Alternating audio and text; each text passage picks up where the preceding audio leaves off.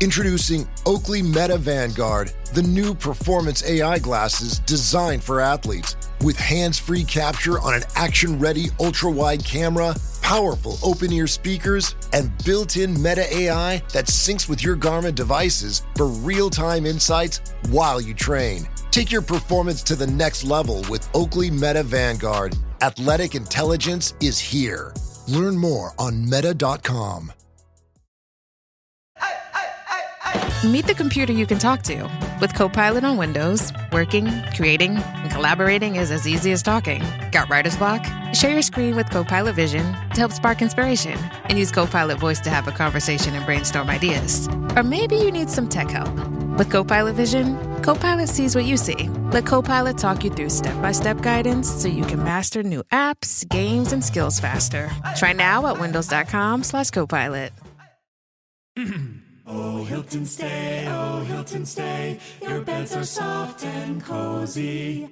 No lumpy couch, no stiff futon, no shower line at crack of dawn. Oh, Hilton stay. When you want holiday comfort you can count on, it matters where you stay. Enjoy comfortable rooms and friendly service when you stay with Hilton instead. Save up to 25% this season when you book with Hilton. Hilton for the stay. Terms apply. Welcome to another Finely Edged production for the Premier League Cricket Club. Connecting players and coaches, clubs and leagues, volunteers and supporters alike, you're in the right place for the best of the 33 ECB Premier Leagues and the 20 NCCA counties, bringing you the stories, the stats and the standout performances that make this game great. Don't forget to hit the subscribe button to both our Premier League and NCCA shows so you don't miss any episodes. Now, shall we get stuck in? So welcome everybody to the Captain's Table at the Premier League Cricket Club, and today we've got what I describe as one of the busiest men in cricket out there. We've got Mr. Dan Lincoln, captain of Berkshire, captain of the Challengers, and one of the leading players up at High Wycombe in the home counties. Season's over, 60 plus games for you, Dan. How are you feeling? Relief, pride, or just absolutely bloody knackered? Probably a bit of everything, to be honest. Knackered is probably up there, being another year older and all that malarkey. No, like you said there, I probably touched on 62, 63 days of cricket, constantly busy with it. Wouldn't change anything, which is great. Wouldn't change it for the world. But yeah, 60 odd days of cricket does take its toll a little bit. I've had the last month and a half off, and like we were saying off air, I had a hit with Lambo today, and it looked like I was holding a hockey stick. So it was nice to get a couple of months off. We'll start doing a bit of work in the next kind of 3 or 4 weeks, but fully brushed the cobwebs off today, and it wasn't pretty. Absolutely. Go on, sum up your season, 60 plus games over the season. Sum your season up in one word. I'd say happy. It's not a great word. Yeah. It's not a bad word. I think individually I was pretty happy with things. I think with regards to my first year at Wycombe, winning a trophy, it wasn't the goal that we set out for. So to achieve that was fantastic with some of the younger lads in the team that I didn't know lots and lots about. I think we recruited really well, and to get that blend was fantastic. I really enjoyed my Saturday cricket this year, which I haven't done for a few years now. Yeah. Berkshire, we only lost a couple of games, and I mean we lost them at the wrong time. If you're going to lose games in knockout cricket, you're not going to win any trophies.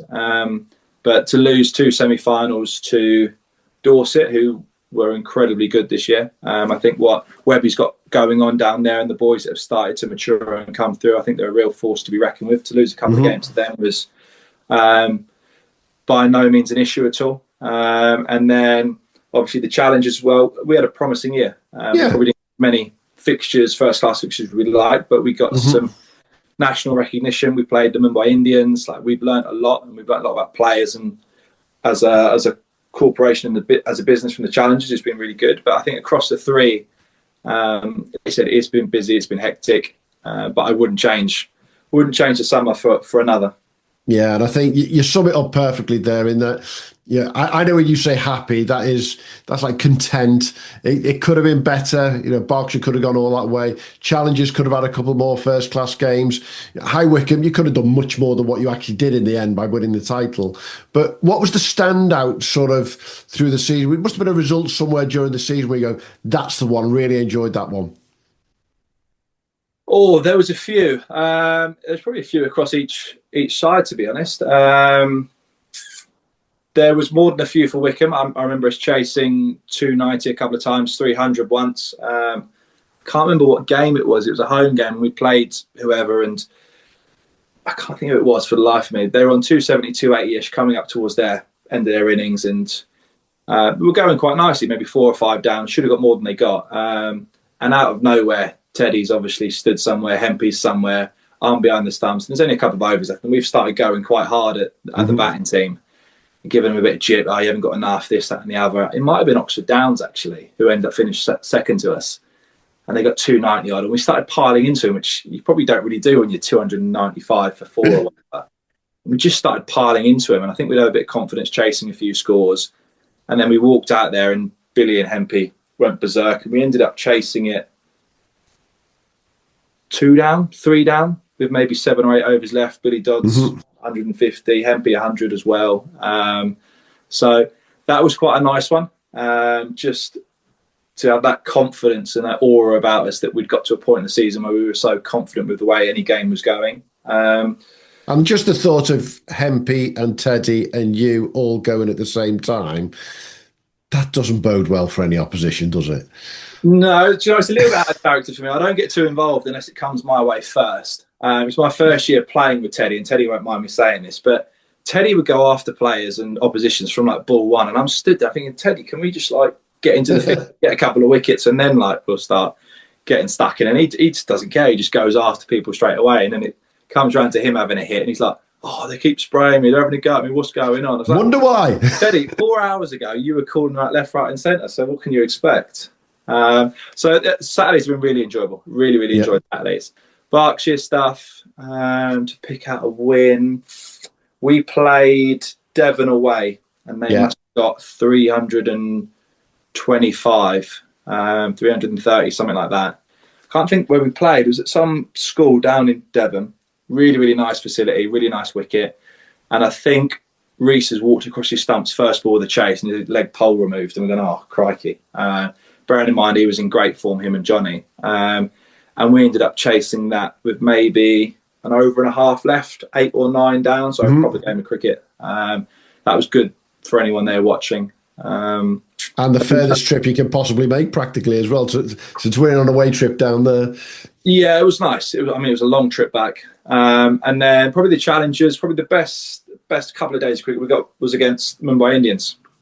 Although it was red ball cricket, we probably got it wrong in the first innings, and they might have got 310, 320. We bowled nicely, but them being from where they're from and playing on a spinning wicket that was 5 or 6 days old, like it was chalk and cheese. It was great to watch. Although we were chasing leather for a bit, we bowled up for 130 in about 17 overs, and their guys having a bit of a giggle. And we're a white ball team. We're not making excuses here, but this is the way we're playing.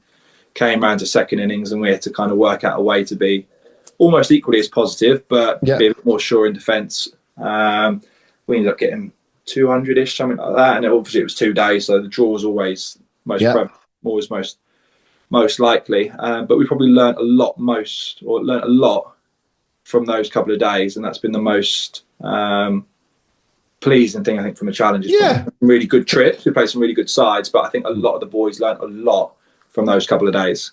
Yeah, most definitely. But what about the one that got away? There must be a game during the season, and I'm guessing it's for Berkshire, where it really bloody annoys you that that's the one we should have won.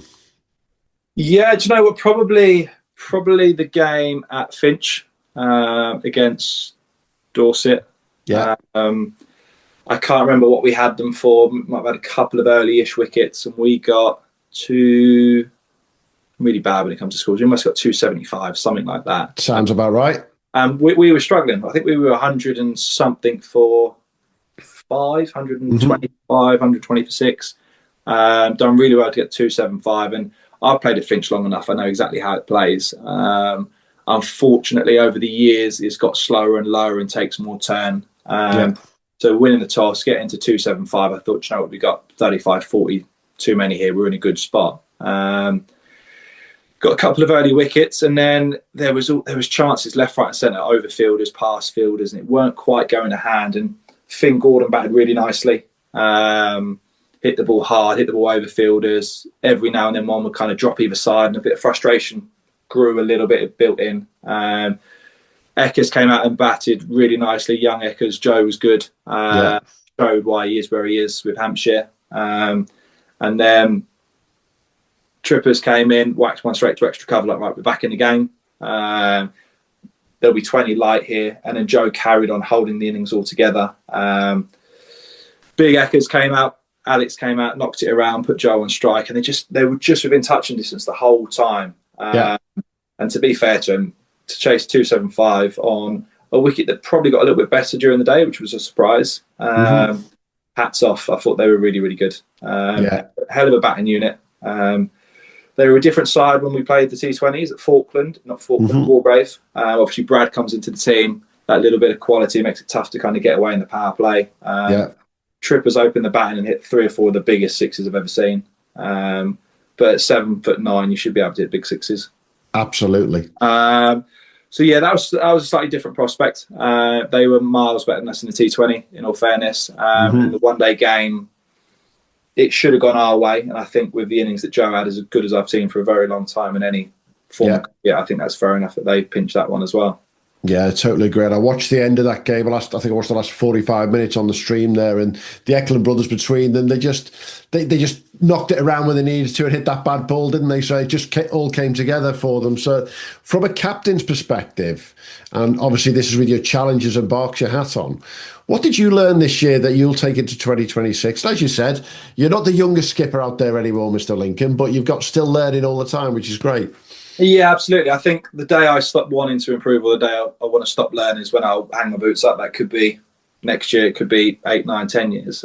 So I think being humble enough to know there's still plenty of learning going on out there, I think is really important. You look at the guys playing international cricket and they're learning from game to game, franchise to franchise. So I think it'd be quite headstrong of me to go, do you know what, I've got nothing else to pick up or learn, which clearly isn't the case. I think some of the biggest things to come away from any season is to work out how you've managed players, how to continue to get the best out of players. And every player is a developing organism. Like from year on year, they change as characters, they change their skill sets ever so slightly. They change as human beings. So it's constantly trying to work out how to deal with people, I think is the biggest thing. There's always trends in cricket and fads come and go, and you've got to move with the times. And that's one of the easier parts of the game for me. I take a lot of interest in it. I'm constantly watching. I speak to people. There's the odd occasion that comes up and you're a bit perplexed. Like, where's that come from? How do I negotiate that? But I think dealing with people is probably the toughest part of the game. How do you get the best out of people? How have they woken up this morning? What have they done the week? Has the missus booted them out? Have they gone out the night before? Just you're trying to deal with people and get the best out of them. And sometimes it's an arm around the shoulder. Sometimes it's come down a little bit harder. Very rarely has it come down like a ton of bricks. I think those kind of times are gone. I don't think people respond to that as well as they used to. So you're just trying to work out how to massage people's egos, how to kind of get them in the best position really to perform at their best level. Absolutely. So come on then, let's look at some of your standouts and the opponents from last year. Who surprised you most in your sides this year? And I've got one name that actually goes across all 3 of your sides that have blown me away this season. But go on, you tell me, who stood out for you? It's tough to pick names out. I don't like picking names out because you always forget people. Go on then, let me put the one name out there that I think across all 3. Mr. Young Dodds. Archie Dodds, I think his brother Billy as well. We'll come back to Archie in a minute. I remember speaking to Billy at the start of the year. I think he went a couple of low scores. It might have been like 2 or 3 noughts back to back. And I remember speaking to him at training one night. I said, "You're facing far too many balls, mate. Like you're putting yourself under so much pressure." Yeah. My point to him was, like, how can you release some of that pressure whilst you're out there? You're going out as opening batter. It's the most pressurised situation. How would you get a bit of relief? And we had a chat for about 10 or 12 minutes, and I wasn't getting the answer that I was after. So I was like leading a horse to water, not quite getting the answers that we needed.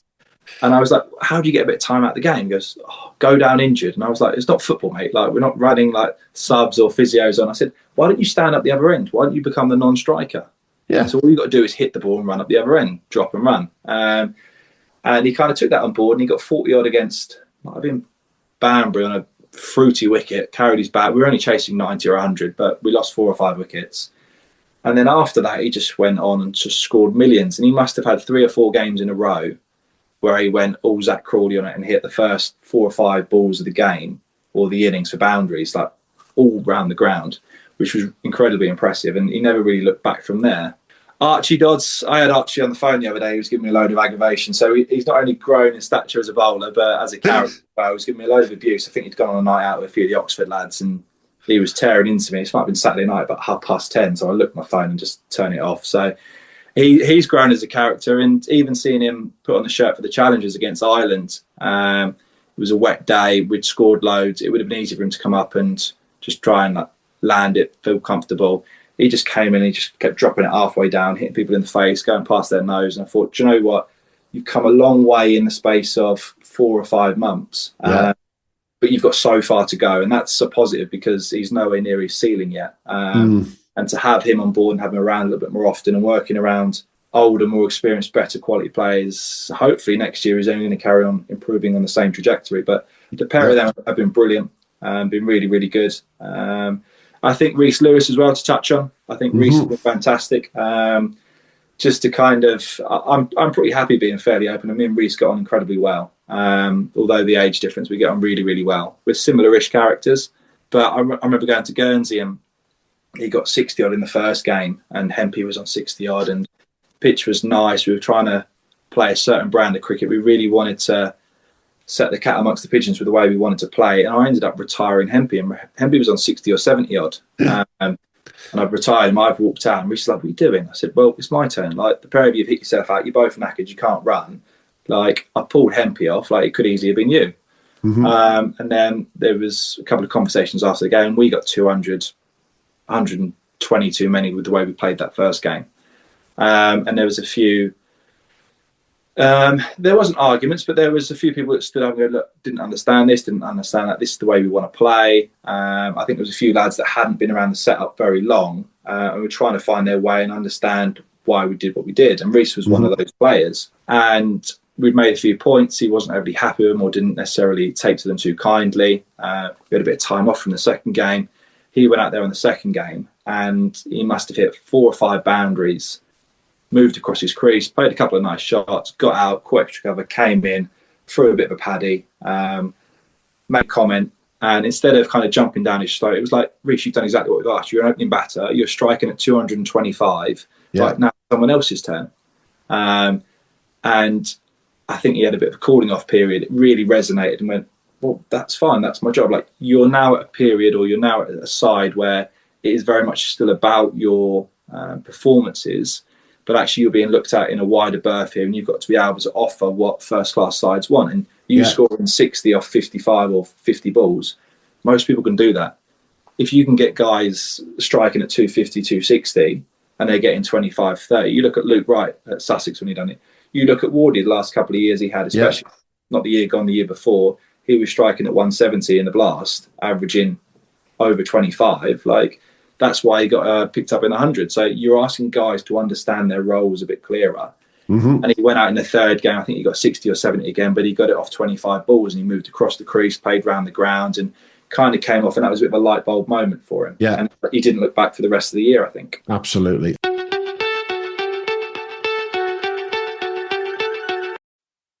This episode is brought to you by Indeed. Stop waiting around for the perfect candidate. Instead, use Indeed sponsored jobs to find the right people with the right skills fast. It's a simple way to make sure your listing is the first candidates see. According to Indeed data, sponsored jobs have 4 times more applicants than non-sponsored jobs. So go build your dream team today with Indeed. Get a $75 sponsored job credit at Indeed.com/podcast. Terms and conditions apply. This episode is brought to you by Nature's Bounty. Nature's Bounty believes your body is brilliant. naturally designed to thrive, inside and out. For those always looking for new ways to support your health from head to heels, Nature's Bounty has a range of over 400 vitamins and supplements born from 50 years of trust and care. Nature's Bounty. It's in your nature. Visit naturesbounty.com to learn more. And what about your toughest opponents, Mr. Lincoln? You've had some good games this year. Who's been the toughest team or individual that you've come up against? And someone maybe that you've not played before? Cornwall, down in Cornwall. Mm-hmm. They're tough. That's a different proposition down there. I've played against Blakey a number of times. Played a little bit of him whilst I was at Kent for a short period of time. The guy's a freak. He got 200 against us, and I think he'll be the first to say that he didn't hit him as well as he could have, but he still walks off with a double century. And that was, we were bowling footballs at him from 25 yards away, and he just hit it wherever he wanted. Like, he was seeing it that well. Having said that, they didn't push the game forward. We walked away with a really comfortable draw. It only got to third innings. But that was a tough few days down in Cornwall, driving there, driving back, watching Blakey bat for a day. That was quite tough. Dorset were obviously very good. Touched on that this year. We're very, very good. And I think Oxfordshire as well, especially in T20 cricket, when they get their best side out, when Wardy's playing, when Davo's around, they always seem to recruit reasonably well at the university, which helps. They're a good side in T20 cricket when they get everyone out and available. So that's always a game that we don't put more or less effort into, but we're aware that there's guys that can really help you in the setup. So, yeah, I'd probably say they were the ones. I think home counties cricket, I think we kind of got into our first few games and thought, do you know what, we've kind of got on a bit of a roll here. As long as we look after ourselves and we're aware of one or two players, I think we'll be okay. I don't want this to kind of come and stab me in the back here, but it'll be nice if we can work out a way to continue to improve the home counties. I think we've got so much quality in individuals across the 10 teams, even into the feeder league. There's 2 or 3 players in each team where you go, yeah, proper players. They're either playing for Bucks, playing for Berkshire, they're playing for Oxfordshire. So I think having that quality is great for our area. And I think it makes it really, really competitive at the top of the room. I think making sure that we can kind of continue to get the rest of the league up to standard. I don't mean teams, I mean the playing positions that are being picked. Instead of 2 or 3 real strong players, can we make sure 5, 6, 7 really strong players in each team? I know that the Surrey Champ are in that strong position where they've got half a team that are real strong players. Yeah, agreed. I wouldn't argue that our top 2 or 3 are better than the Surrey Champs' top 2 or 3 players, but we don't quite have as much depth in picks 5, 6 and 7, and people may agree, may disagree. I've played the league since I was 14 or 15, and it felt like there was more depth 10 or 12 years ago, but maybe not quite as much high quality. But that's just one man's opinion. No, I totally agree on that, 100%. What about away from your own club and your own county? Any young players out there that you've seen across the summer where you've gone, need to keep an eye on that one? Or to put it another way, the one where you've gone, do you know what, he can come to the challenges, we'll see if we can grab him for Berkshire or even High Wycombe. There must be someone in an opposition somewhere. Yeah, there's one, and we've had a couple of conversations, and I'm not going to out him on a national podcast, and he's being a pain at the minute. But we'll see how it goes. Like, ultimately, it's not about trying to get players to come and play for your club side. No, of course not. It's not about players playing for your NCCA side. It's a little bit more from my point of view, having my challenges hat on. It's also getting to the point, I mean, I've just turned 30, I've got plenty of cricket to play, but it's understanding that as much as I am a player, I'm a mentor, I'm a coach. Like, I'm moving 100%. Into that part of the world. And if we can get players in and around the circuit that are working alongside you or a team for 3 or 4 days a week, I think that's important. I think cricket's going to start to change a little bit. And players are going to start moving, not necessarily moving to areas, but they're going to start seeing a difference of being around coaches and good setups and having opportunities, as opposed to going to play over there for a load of cash, then I'm going to play in that national county for a load of cash. And that's great getting paid, but ultimately you're not creating any relationships, you're not getting any trust with coaches. And if you kind of centralise that hub where you're playing club cricket and NCCA cricket fairly close together, you're seeing the same 20, 25 people twice a week. Your training, accommodation and digs, I think, are really important. So you're trying to rob Paul to pay Peter, and you're trying to give these guys as much opportunity and time on task. I think that's something that I'm looking to try and create alongside a few others. And if people buy into it, hopefully you're going to see guys and girls reap the benefits of that. But there is one at the minute that I keep having conversations with, and we'll see how it goes. Ultimately, it's got to work for everyone, and I'll be the last person to push someone into doing something they don't enjoy, because I've done enough travelling over my time in two sports, and travelling really takes out of you. And if you're not loving what you're doing, you can lose a good amount of quality in your behaviours, in your levels, in your skill sets. And ultimately, a club or a side want you to play at a certain level, and you want to perform at a certain level. And if you're not happy, you're not enjoying it, you don't reach that peak. 100%. Looking forward to 2026. What's the one thing from 2025 that you personally can take forward into 2026? It might be something as a captain, it might be something as a team that you want to improve on in particular. I think the one thing that probably comes to mind is selection. I'm very fortunate I get to pick however much percent of my team that I want. And it's staying true, but also being brave and being quite out there and not worrying about who you're upsetting in the short term. And I don't mean we're not playing you get no conversation, you're not interested, you're not involved. Right, we're playing X guy, we're playing Y guy, these are the reasons for it, and the bloke in the middle, you miss out at the moment because and I think because there's not an endless pit of money in the cricket that we play, and even in first class cricket there's not an endless pit of money, that it's being really astute and making sure that you've got real quality senior players that aren't just there to perform, but they're there to coach, they're there to mentor, and they're there to perform. And it's something Lambo's done for a long, long time, and it's something that I bought into straight away. And I kind of piggybacked and understood immediately that the top end of your room and the quality inexperienced players allows all your youngsters to go and perform freely. You look at the minute, you've got what cricket is looking for is fast bowlers that bowl quickly. They're not worried about their economies. You want spinners that spin the ball both ways and take wickets. You're not worried about their economy. You want batters where strike rates have become more important than averages. Well, all three of those things are aggressive natured play. And if you're asking youngsters to consolidate and be consistent, you're never going to get those aggressive turns into them. Whereas you've got the senior players that carry the team and they do all like the back-breaking work. These youngsters can go and flourish a lot quicker. So it's getting that balance of selection, making sure you're picking your high-end caliber players that are able to take the workload, and those youngsters can go, right, do you know what, this is where we fit in.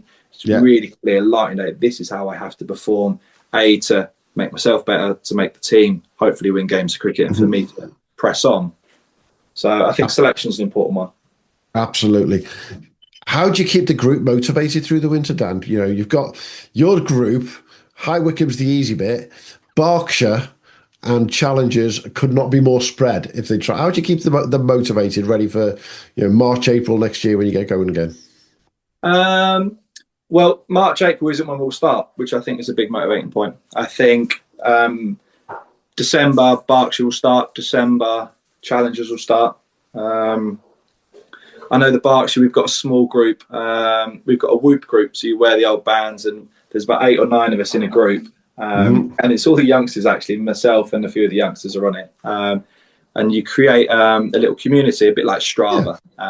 In lockdown, you see what was going on. But with Whoop, you don't get to choose what results go in there. You see like how long you've slept, how hard you've worked, all your recovery and stuff like that. So the boys at the minute have obviously gone off to uni, and their recovery scores are like 5-10%. They've been out drinking all night. And then you see the guys away in Australia at the minute, and you see they've done 30,000-40,000 steps in a day and stuff like that. So that's a little bit of fun. Not mandatory at all. It just kind of by chance in the summer that popped up. I'll be honest, a lot of the group chats we're in those sides, they are very quiet. The only time kind of conversations pop up is if someone does really well or there's an achievement to be acknowledged. I think a lot of the work is done like on a one-to-one basis. Just checking in, dropping someone a message, how are you, what's going on? I've caught up with Johnny and Reese probably a couple of weeks ago now. They'd only been out in Oz maybe 10 or 12 days. And it was more of a catch-up of what's going on, how you set up, what you're doing for work, bits and pieces like that.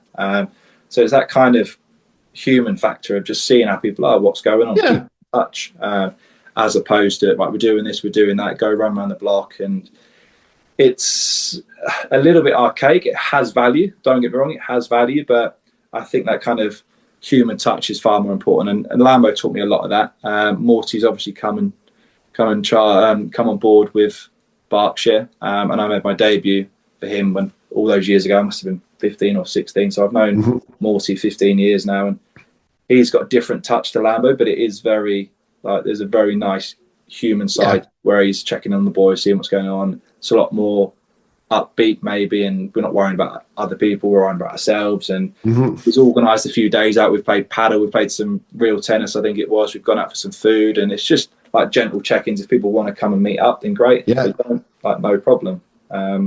So it's all very, very relaxed. When we're on site and when we're on task, it's very relaxed. There's music, there's guys checking in, there's bits and pieces going on, but it's competitive, it's helter-skelter. We're there for a job, and it's even potentially more important than going to a job. They're preparing for their futures. You get one or two opportunities in cricket, you get one or two opportunities in life, and that's not pressure, but there's an element of, right, you need to make sure you're in the best possible condition physically, mentally, your game, and we're just trying to provide that. And I think because the guys realise we're trying to give them everything to within our limits, I think we get a lot of respect back. Yeah, I think they're doing the bit for you, aren't they? They're making it easy that way because they want to give you that back straight away. Let's look forward finally to 2026. Come on. Yeah, optimism, unfinished business in one or two places. What's your gut feel going into 2026 across the sides that you lead? Well, I always go as of the 1st of April, whenever it is, I always work out how many trophies are available to me. I always kind of work that way. And last year we picked up one, and that's the smallest that I've was the worst haulback I've had in a good few years. But most people don't go one season with a trophy. Absolutely. For me to pick up one was disappointing. Not to go out to Spain for the ECC and lose that opportunity was difficult. I think what we'd set up this year, we'd set up a real hybrid team. There was a couple of old faces that came back in. There was some performers this year that you just go T10 cricket suits down to the ground. There was a bit of unavailability. So we went, do you know what, we're going to pick the players that are going to be best at this. And we were taking a couple of golfers out there instead of cricketers. They hit the ball absolutely miles. And there was a few youngsters that were going to get their first stab at it. So it was disappointing not to go out there. But yeah, for me, it's working out how many trophies are available. Like averages, numbers, stats are great. I've never, ever walked into a season thinking, want to average this, want to do that, want to score that. I think that's probably my football background is much more of a team sport. Like how many trophies are available. And I've kind of always marked, especially my tenure as captain, on how many trophies, but equally how many guys we moved and signed on. It's never been the average this as a captain or the average that as a playing member. That's it couldn't be further from motivating, if I'm honest. Absolutely. So yeah, working out how many trophies we can pick up, I think, is the most important thing. I think picking up a white ball trophy next year for Berkshire is a priority. I think trying to defend the trophy for Wycombe will also be a priority, and then we'll kind of work back from there. Absolutely. Hey, thanks for joining us at the captain's table, Dan. Busiest man in cricket, as I said at the beginning, 60 plus games and quite a lot of them in charge is the best way to put it. Whether it's a skipper on the field or one of the league group at High Wycombe there. Thanks a lot, mate. Thanks for having me, mate. Cheers. Cheers, mate. Thanks for joining us at the Premier League Cricket Club. We'll be back soon with more from the world of Premier League and NCCA cricket. But in the meantime, don't forget to subscribe, leave us a review and follow us wherever you get your socials. Or maybe check out our website, premierleaguecricket.co.uk, to stay updated. Until next time, have a good one.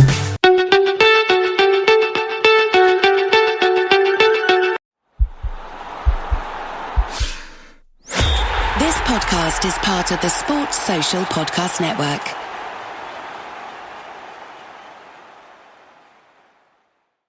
Find the biggest voices in sports on the Sports Social Podcast Network. Michael's under the cosh. What is Under the Cosh? It's stories from behind the scenes, from the changing room, and it's raw, unfiltered, unsanitised, and straight from the horse's mouth. From the good old days. And the new series is out now. Who've we got, John? Matt Clattenburg. Yes. David Bentley. And many, many more. So search Under the Cosh and listen wherever you get your podcasts. Sports Social Podcast Network.